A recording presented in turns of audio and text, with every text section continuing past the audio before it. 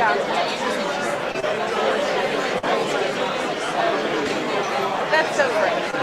That is so good.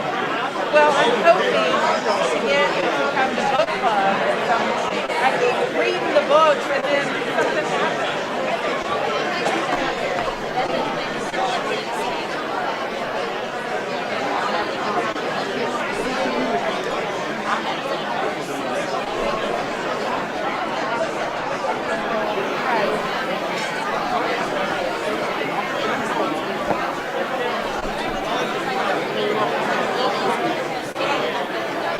So what's the book? And what's it called?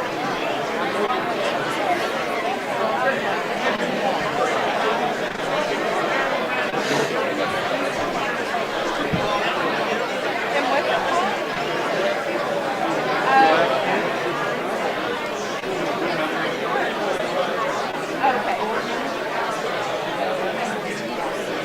Really good.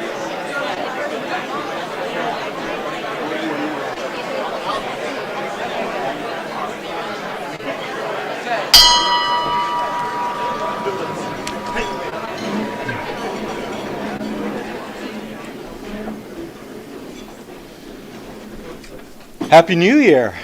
Yeah. It's good to see everyone here. It's a great crowd. Welcome to the noon meeting of the Rotary Club of Baton Rouge. Before we start, just a couple of things. Please remember to silence your cell phones so you don't interrupt the program. And also, please wear a mask unless you are actively eating or drinking. All right, the invocation will be led by Keela Stovall. After the invocation, please stay standing for the pledge and the four-way test. Let us pray. As we join together today as Rotarians and as friends, we thank you for the hope of a new year. We are grateful for your loving guidance and teaching through every day. We pray that our actions may reflect our knowledge that we are always in your presence. As we look to the future, especially the year ahead, if we face disappointment, help us learn patience. If we endure sorrow, help us to learn sympathy. If we are in danger, help us to learn courage. If we face failure, help us to learn endurance. If we achieve success, help us to learn gratitude. If we attain prosperity, help us to learn generosity. And if we win praise, help us to learn humility. Whatever we face in the year ahead, teach us, guide us, and help us to serve. As we come together today, we pray specifically for our mayor and those who lead our city, state, and country. May their hearts and minds be guided by your Spirit. May they demonstrate leadership by service and compassion to others rather than selfish ambition. We ask a special blessing for them because their work is difficult. May we be mindful of the needs of others and be motivated to help. May your Spirit guide us and our loved ones all our days. Amen. Amen.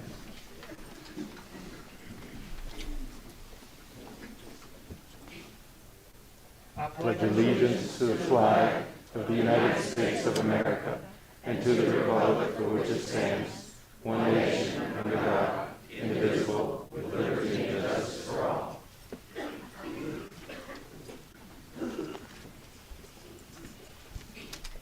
Please remain standing for the four-way test. Of the things we think, say, and do, is it the truth? Is it fair to all concerned? Will it build goodwill and better friendships? Will it be beneficial to all concerned? And now Tina Holland will introduce today's guests.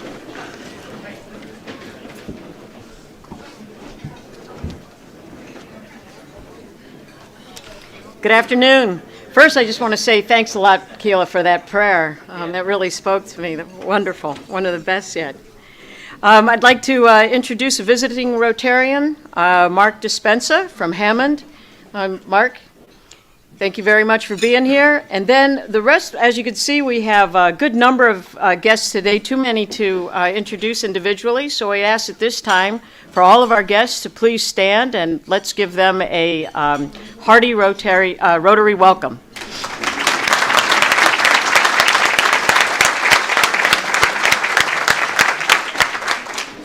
Thank you very much. To our guests, welcome to the club. Today's head table, to my right, your left, Will Phelps, Account Executive, Vantage Health Plan, who led us in the pledge and the four-way test. Terry Sterling, CEO, Terry Sterling Consulting. Keela Stovall, Chief Philanthropy Officer, Women's Hospital. I'm Maui Tachi, your club president. Our mayor, Sharon Weston Broome, who will be more formally introduced. Shard Richard, Managing Director and Executive President, Alliant Benefit Services Incorporated.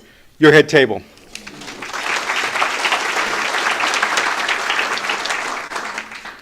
And now Stephen Holliday, Chair of the Rotary Club of Baton Rouge Foundation, will come up for a special presentation.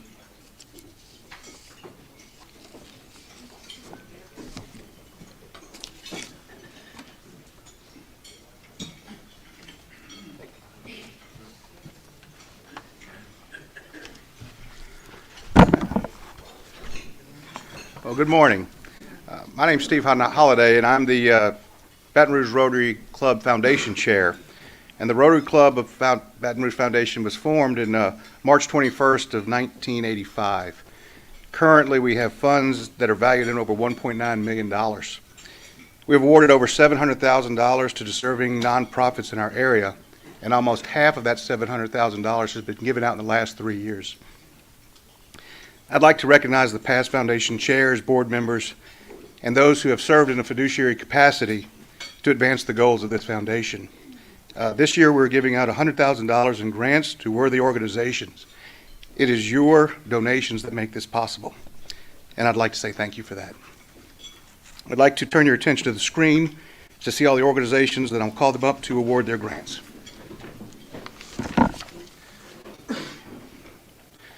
The first recipient is the Baton Rouge High Foundation.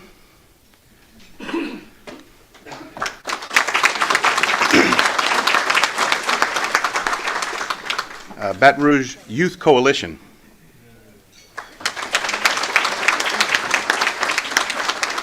City Year, Baton Rouge.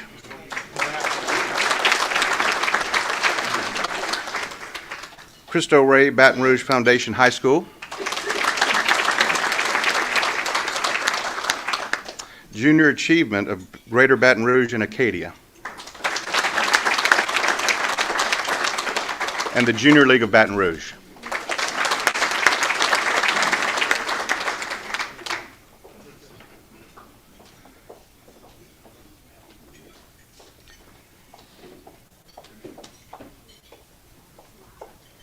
We're going to pause for a picture.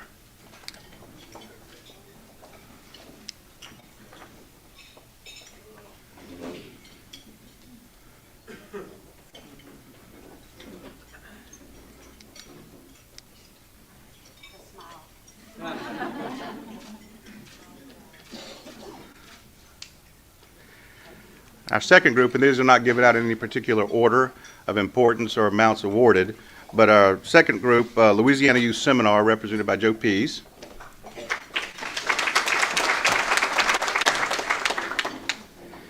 The Emerge Center.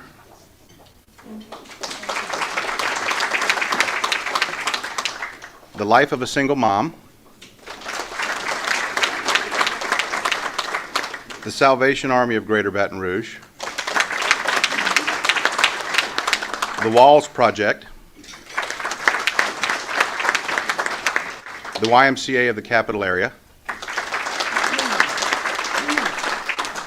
And Young Entrepreneurs Academy of Baton Rouge.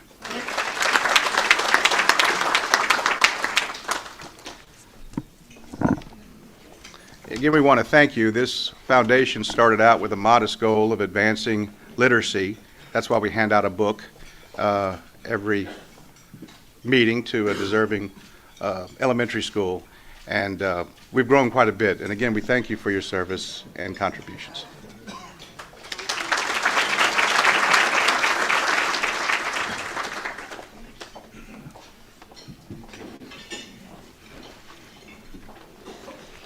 Thank you again, Stephen, for your stewardship of the foundation and the foundation board and board members. And will the board members of the foundation please stand for recognition?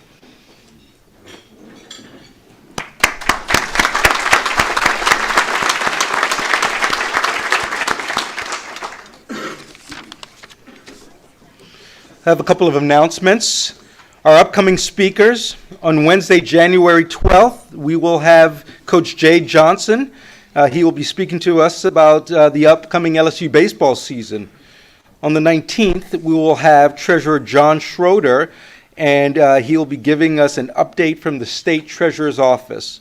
Also on the 19th, we will be having another on-site vaccination day. Remember, this is open to the general public and not just Rotarians. So if you know anyone who needs vaccinations, please have them come. All are invited. Mayor, every meeting, the Rotary Club Foundation presents a book in the speaker's honor to Crestworth Elementary School. And today's book is We the Weirdos, Massey Maskey Makes Her Mask by Charlie Pickle. And that's a pickle to say. So, and now Shard Richard will introduce today's program.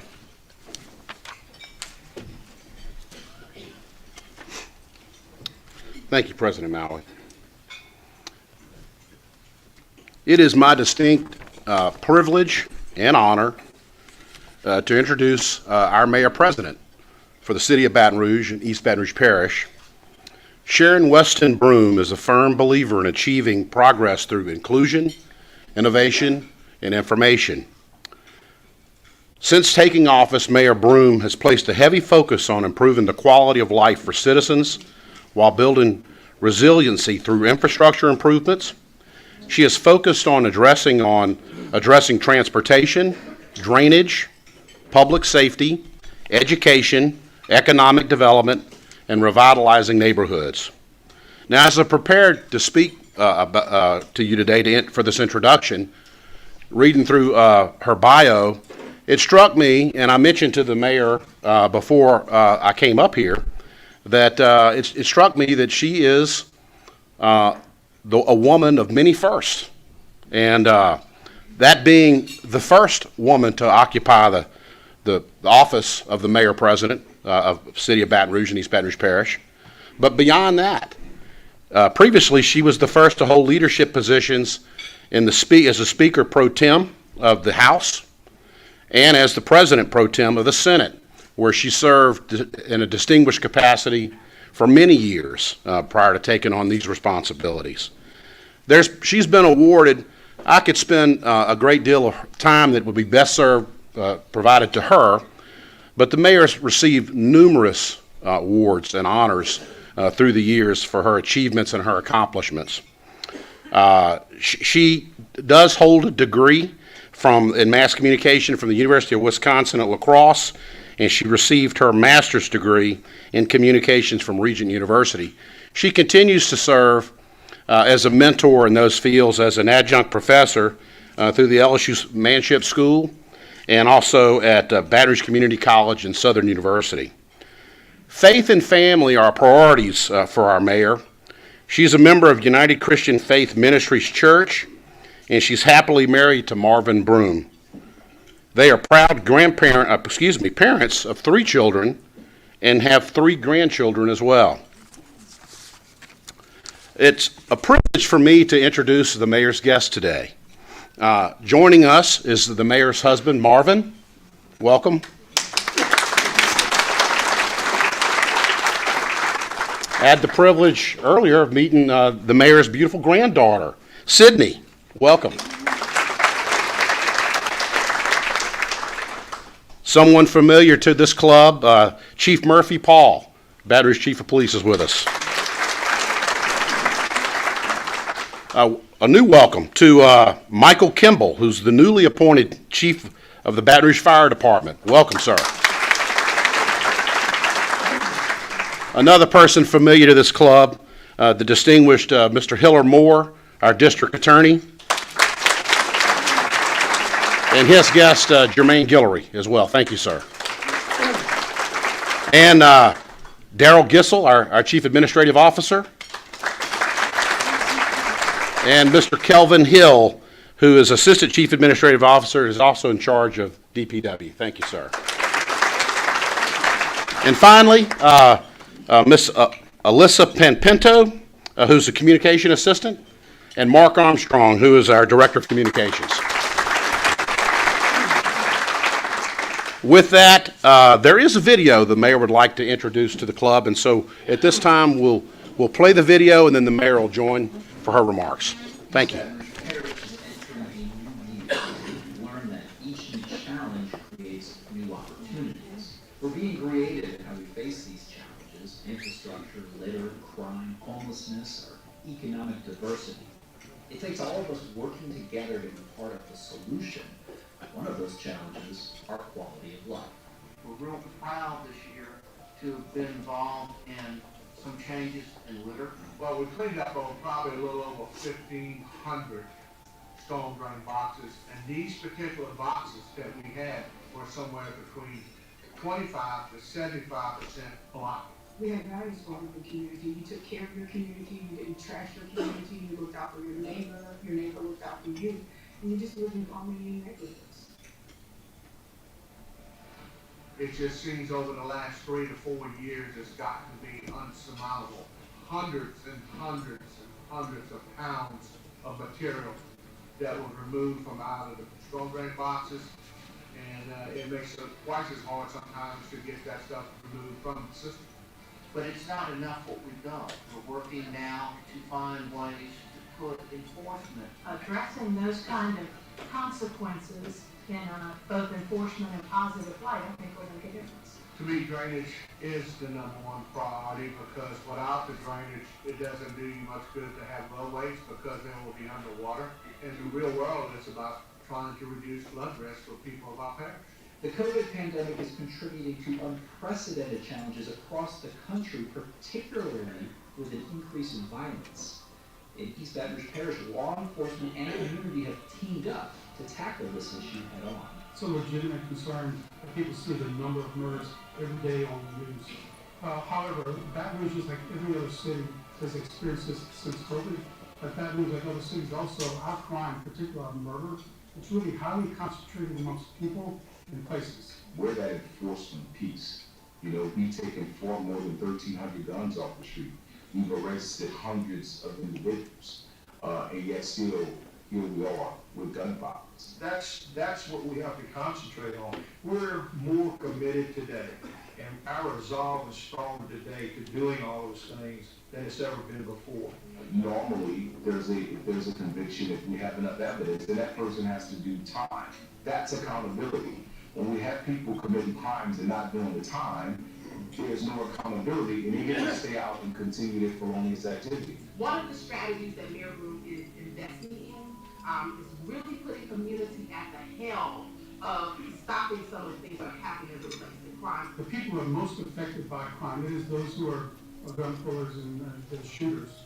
That's the ones we try to get services to. What is really crucial about Safe Local Health is that we put the word public back in the public safety. So an example of that is our Baton Rouge Community Street Center. What they are is folks from the community who are credible messengers. They have lived experiences, and they use those lived experiences to interrupt violence in our city.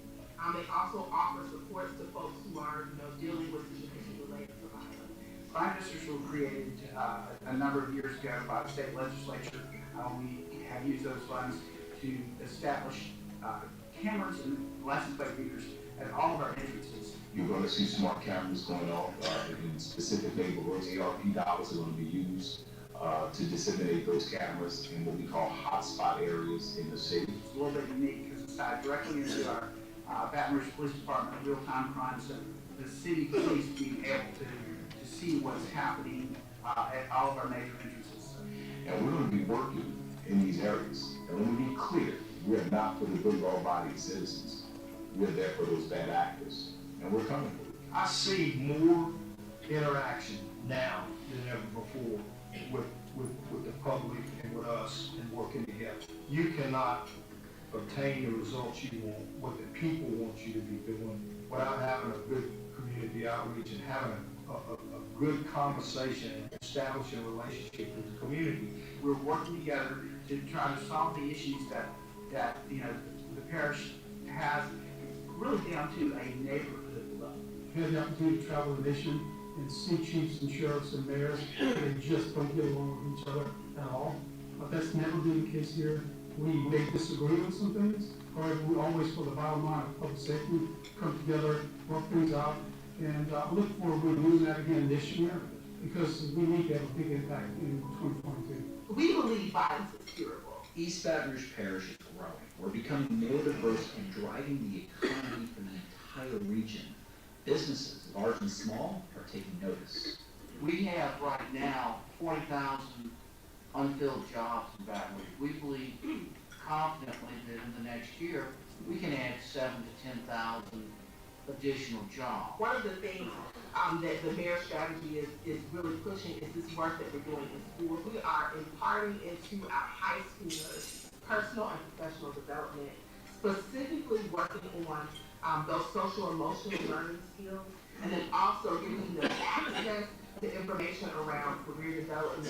Out of 50 cities that we continuously track data on, Baton Rouge came out at the very top of that. And one of the key attributes that we look for is talent pool that's diverse. Rural Sourcing is a application software development company. Today's terminology is called digital engineering. So if you think about applications that may be on your phone that help you identify available parking spots at a venue or downtown, we help build those solutions. So what we would love to see is the opportunity to grow and expand the technology economy in Baton Rouge. And what we want to do is make sure that those individuals have the opportunity and know that they have the opportunity to live in a place that they love and have a career that they dream of. We are hoping that with the 2 economic development districts and a big win for Baton Rouge this year, Amazon, there will be far more than the 1,000 stated jobs that come about this coming year. As your mayor president, I own the challenges presented to our people and do everything within my power to create solutions, because I know we deserve nothing less. We are committed that prosperity needs to be enjoyed by all. Every family in every house, every neighborhood, every school, every church. The people here are really good people. It's just home. I would never want to work anywhere else. Working together, we will. See that good things will happen regardless of what some of the conditions you may be faced with. We want a Baton Rouge where people can feel safe in their homes. People could get together, they could decide, they have the power to make a decision, and they could decide what they were going to do about it. I think we're moving in the right direction. If I could have a perfect Baton Rouge, it will be where everybody thrives. As we transition into 2022 and all that it has to offer, I look forward to building these relationships, creating strong systems for our residents, and being the change I wish to see in Baton Rouge. And I look forward to all of you joining me.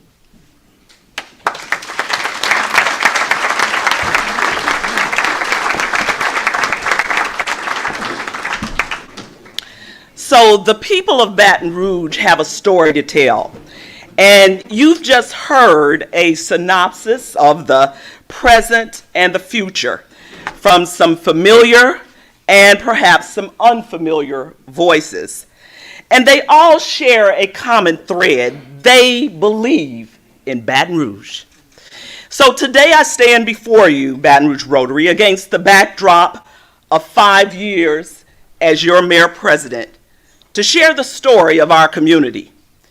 And as I reflect on the past 60 months, I can't help but think about some of the unprecedented crises that we've navigated as a city parish in this time. We've seen historic floods and hurricanes and a global pandemic, just to name a few. And these challenges have always seemed daunting. And yet our city parish government has always managed not only to address them, but overcome them and use these systems to build a stronger systemic infrastructure for the future. We've been in the midst of a unique challenge. COVID-19 has become a resident of our community. And this challenge has been an uphill battle for everyone. Yet our city parish government has responded in exemplary manner.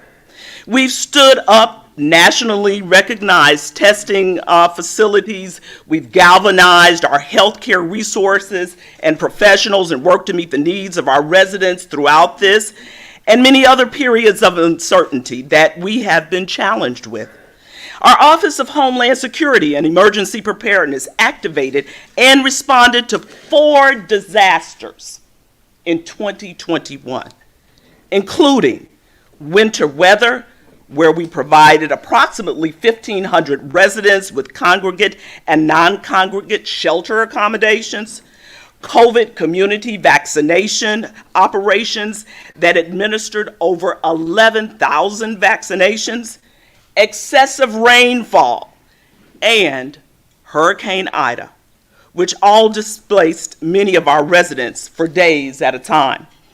And as we responded to these challenges and the realities that they brought with them, we not only adjusted but adapted to build stronger systems because the challenges we face are interconnected and complex. We have and will continue to use every tool at our disposal to address any challenges within our community, especially as we see this saga continue through the lens of the Omicron variant. We have and we will continue to address COVID prevention and crime prevention at the same time. We have and we will continue to allocate resources for testing while also expending money for drainage. We have to reimagine what normal looks like in Baton Rouge. For now, we work with COVID-19 as our backdrop. This is what it takes to ensure that our city parish moves forward. And at this moment, I'm even more resolute to see this shared vision for Baton Rouge come to pass. I know there are probably several critical areas that are at the forefront of your minds, and I want to address our progress, our plan, and our platform. Let's start with crime. If you ask any elected official, any faith leader, or any resident, probably any of you all in this room, what your biggest concern is, many would say crime and public safety. I don't have to go over the many press clippings or headlines concerning crime in our city. We all know about the influx of violent crime in 2021.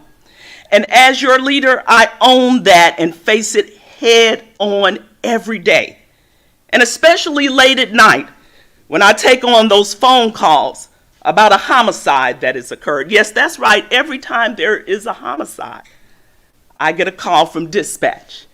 And many of the dispatch workers say, Mayor, I'm sorry to wake you up. Or Mayor, I'm sorry to deliver you this bad news on Christmas Day. I thank them for their service and oftentimes make a phone call to the chief to see how we're going to deal with this. And so I see and feel the grief of families, and I feel the worry of neighbors.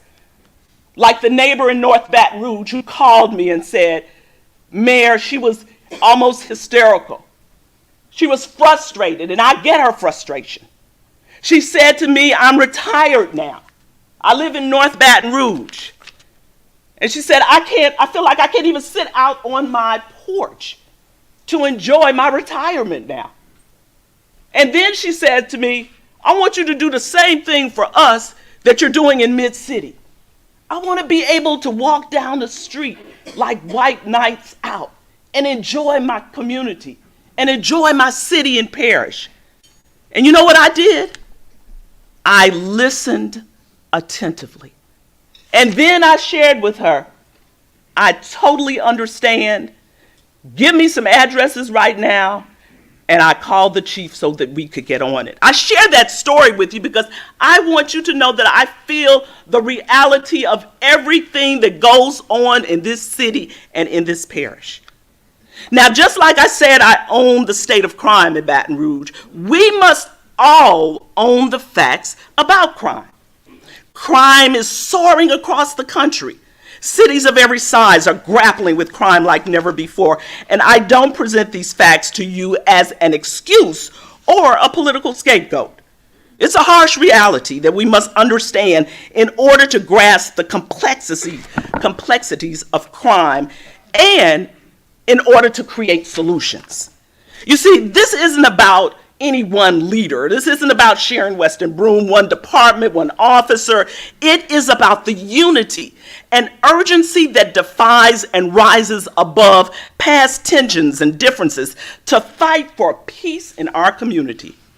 We're facing a crime epidemic, a public health crisis that requires a whole government and community approach. Just like COVID-19, public safety requires a multi-dimensional approach that activates every part of our community to fight against crime. And we are doing it in a lot of different ways. Too many to tell you today because the time is growing short, but I will share this with you, that we are giving $1.8 million to enhance Baton Rouge Police Department's technical capabilities, including automated license plate readers and technology for strategic community cameras. You heard a little bit about that on the video. Chief Paul has adopted an approach of collaboration and innovation. The police department has implemented a place network investigation strategy, and the list goes on. We've given $400,000 to our district attorney's office to address youth offenders, gun violence, and the victims associated. And our crime cannot be solved with one agency. We've got to prevent the spread, and that's why we've added the approach of empowering our residents to stand with us to say no more to the small percentage of repeat offenders of crime. And so we have our Baton Rouge Community Street Team, Violence Interrupters. You saw that on the video. We launched that in 2021. And these teams are targeting neighborhoods that are plagued by violence with techniques and tactics that are proven to work long before the call to 911 happens and long after the police clear an unfortunate scene. You might have read in the paper today comments from our district attorney. We're collaborating with him to establish a homicide review commission that would operate as a public health model approach to studying homicides. So we're doing all this to help make our communities safe, not just for the existing families and businesses, but to attract more people to Baton Rouge. And let's talk about economic development for a minute. I am so proud of the work that we're doing in the area of economic and workforce development.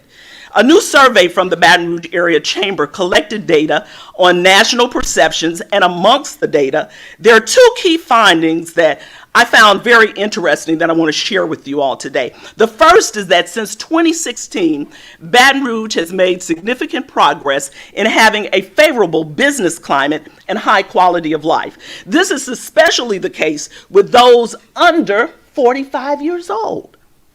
The second finding being that business professionals under 45 are an important group for our city. They often have a more favorable view of Baton Rouge and are more likely to consider relocating than their peers. And so these findings show that they believe in Baton Rouge just as we do. And I believe we continue to strengthen our systems, our economy, and our community. Even more people will believe in the value of our city and parish. And we are seeing this belief in our economy in real time. You saw the information about Amazon in our community. ExxonMobil is going to infuse $200 million directly into our economy throughout their expansion process. And just a few weeks ago, Coca-Cola announced the expansion of their facility on Plank Road, which will support over 200 jobs with the potential to create new jobs while simultaneously injecting millions of dollars into our local and regional economy. Now, I'm going to pause there so you can give a round of applause for our economic development.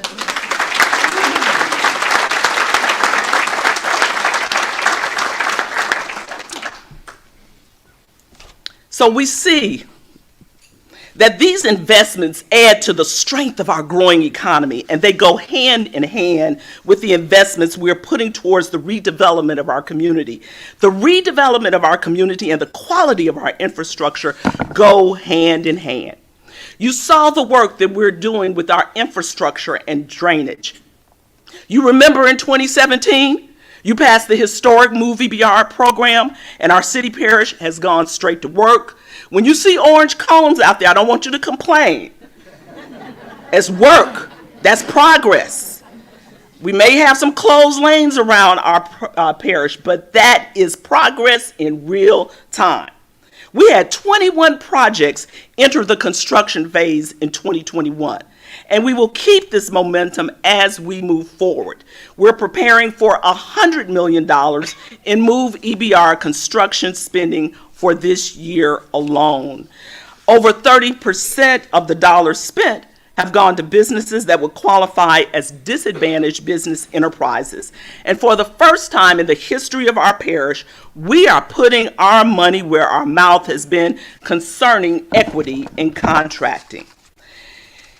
We also are doing work with our drainage. We currently have $740 million in drainage underway, including a number of major projects, such as the Comeet River Diversion Project and work on 5 major tributaries. And of course, I would be remiss if I did not mention the historic Stormwater Master Plan. We commissioned this initiative only months after I got in office, and this plan will analyze the effects of increased rainfall on the city's drainage systems and focus on future development. This comprehensive approach to drainage is the first of its kind in our parish and has evaluated over more than 60,000 drainage systems. The Stormwater Master Plan is working. As you saw, we've already put a dent in the work. Since the approval of our first allocation where we used ARP dollars, we have cleaned 1,456 storm drains. I know how everybody loves data. 87,829 linear feet of pipe, and removed 4.9 million pounds of sediment and debris. And so we are putting our ARP dollars to work. In closing, with this in mind, I want to discuss the pivotal work we're doing to address quality of place. In the last few years, we've seen an influx of litter and trash in our community.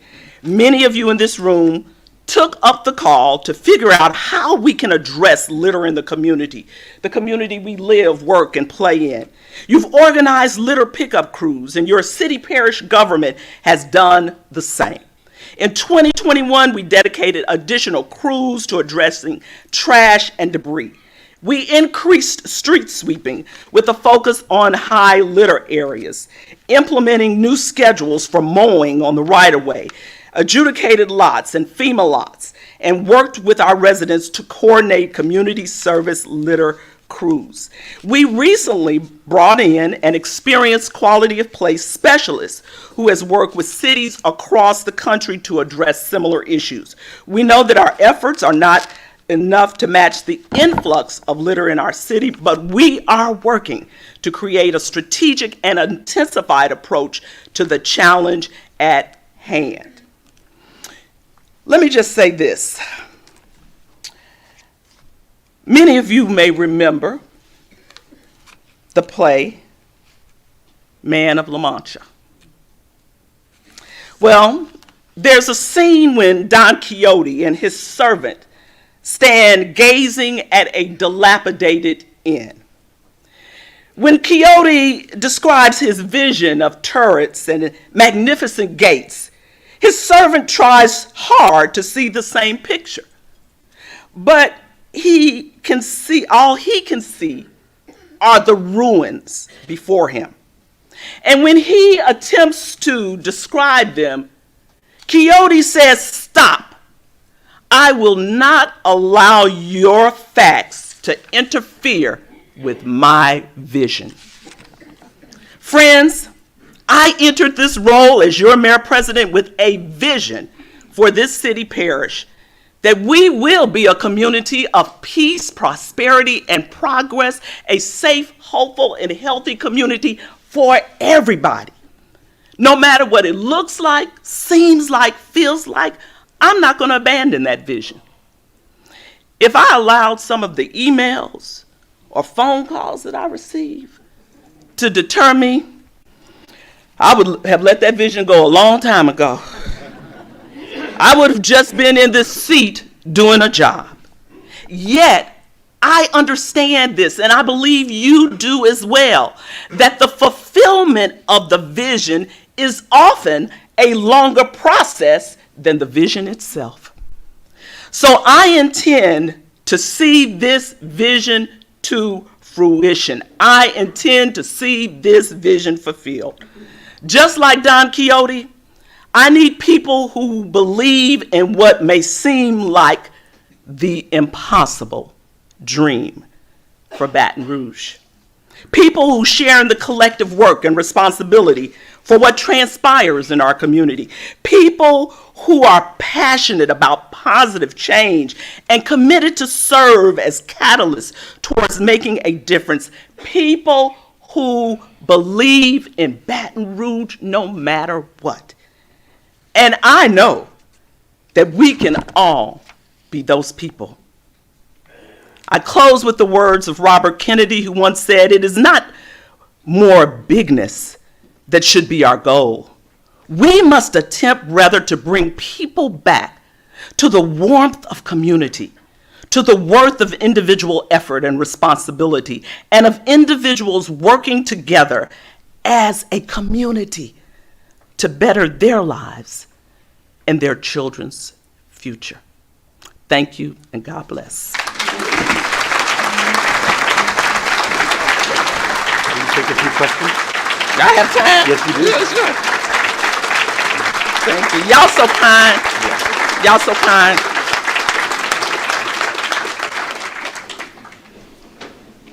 I'm told I have a few minutes for some questions. Don't feel compelled to ask any, though. But I thought I covered everything. Yes, Marvin. Two quick topics that Yes. we don't have enough time to really talk about, but St. George and this interstate plan that's going to go right down the middle of Baton Rouge that takes 23 years to build or something that I'm hearing. Any quick comments on either one of those two topics? Well, the St. George litigation is still a work in progress, so that's real simple. As it relates to the interstate, all I can tell you is that we are working closely with DOTD on any and every transportation issue that is coming our way. And so we won't be caught blindsided on anything. But, people want to see roads, people want to see transportation improved, and sometimes there's a lot of temporary discomfort for that to take place. But we'll keep you posted and keep you updated on that.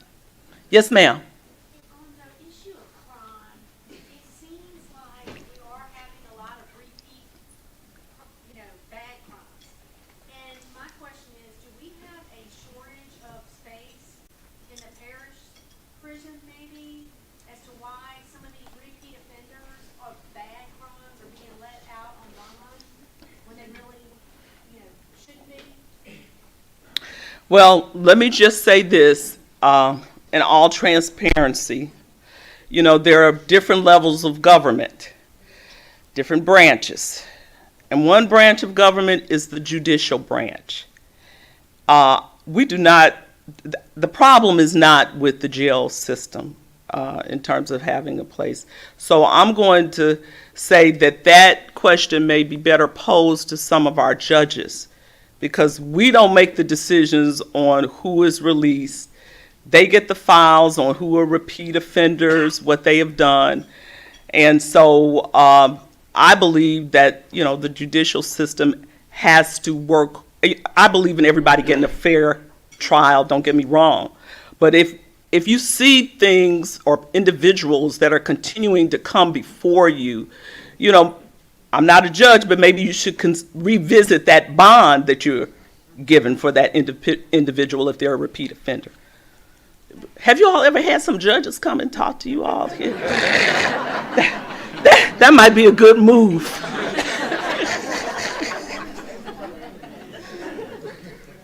Yes, sir. Mayor, thanks for coming and briefing us. I met you several years ago as an ambassador for the Baton Rouge Area Chamber of Commerce, and you were doing a ribbon cutting ceremony for a new business. And I've always appreciated the number of times you've come and visited new businesses. You were very pro-business. I know with the pandemic, we've not been able to really have those gatherings. And I was wondering when if you had a gut feeling when you might begin starting to have those ribbon cutting ceremonies. It does so much to encourage business and making people aware of new businesses in their community. Yeah, let me just say, I have probably been to at least this year or in December, I'm getting everything is running together now. So they're saying, okay, I'm getting hand signals. How many have I been to? Probably at least 100. Yeah, over 2021, you're saying. Yeah, but in the past months, people are still requesting those ribbon cuttings, and I show up. So I think that, for example, one of the most unique ribbon cuttings we had recently that I'm still smiling about is when we were all out at Coca-Cola. And, we had everybody there, from the governor to me to, others. And this ribbon cutting was done with a four-wheeler or whatever you call those trucks that went through the ribbon. So listen, I think that speaks to, however, the fact that that certainly we are still up and open for business, and we're still seeing new businesses, just like you saw the company that is locating here now, Rural Sourcing. So we're doing good in that area. We just need to keep it up, and you give me a call and I'll show up for the ribbon cutting.